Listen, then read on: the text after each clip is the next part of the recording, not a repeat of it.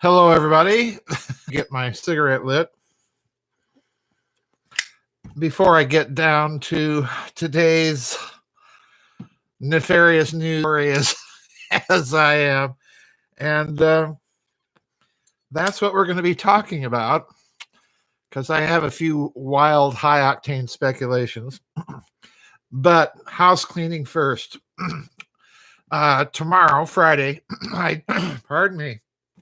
It's also that season of the year when everything is blooming and my sinuses are going nuts. So I have everybody asking me, oh, you have, but tomorrow, Friday, we do have a vid chat. That will be at 2 p.m. U.S. Central Time. I'm probably going to start early. I will be in the chat room early as usual, but I've got to warn everybody, we have storms predicted for today and tomorrow. So if I suddenly disappear off of your screens on Friday and don't reappear, it's not the boys at Fort Tinker Toy. It's probably a power outage or something totally benign. So just to clear the air. All right, now, planet Earth about this coronavirus story is spreading a lot faster than the virus itself. See if you pick up what I'm picking up in these articles, because I've had people bombarding me with these two articles, up to speed with these articles. Yes, the video is lagging, folks, and get used to it. Everybody's on the internet. Stay low. So there's two articles that have been brought to my attention. And one is from a site I have never heard of before. I don't know if the site is reliable. However, judging from the article that I read, it seems to be a fairly decent site. And the site is called, right? So obviously I'm reading the English language version because I can't wrap my tongue around French and my German would start a war. But anyway, this article starts out, it's called Facts About COVID-19. I'm not going to comment as I'm reading these things to you.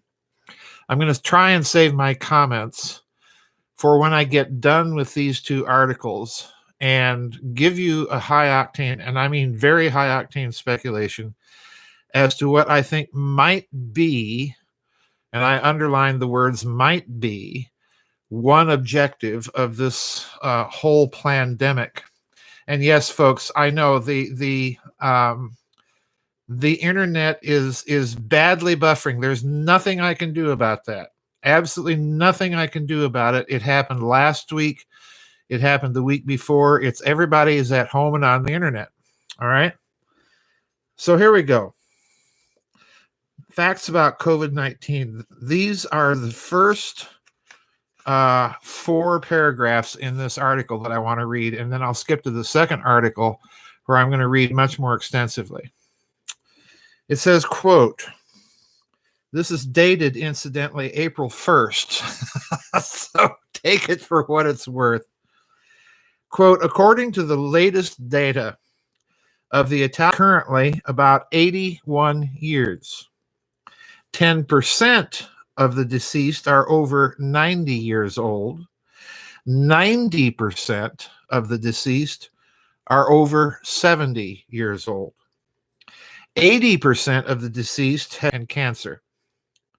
Less than 1% of the deceased were healthy persons, idem est, persons without pre-existing chronic diseases. Only about 30% of the deceased are women. Let me reread that.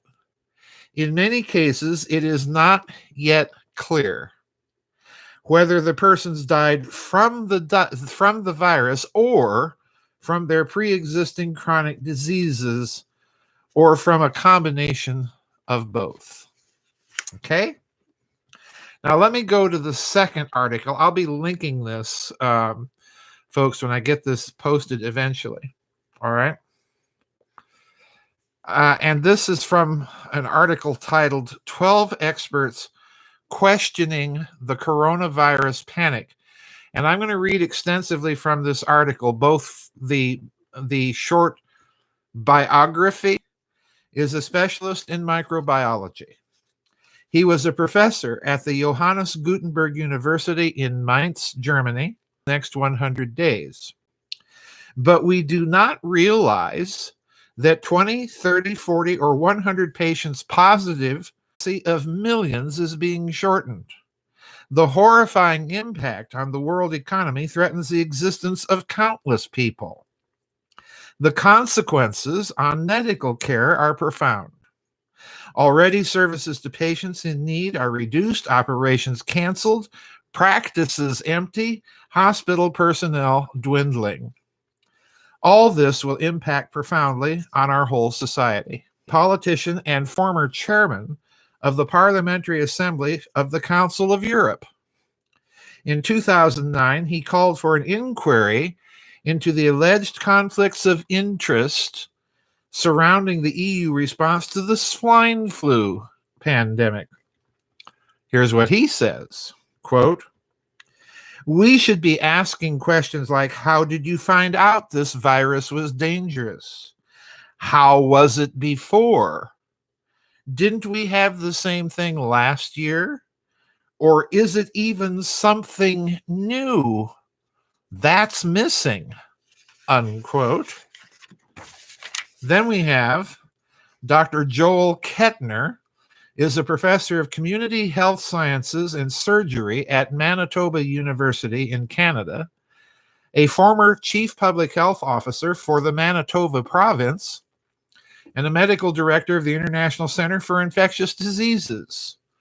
Here's what I'm not talking about the pandemic because I've seen 30 of them. Every year.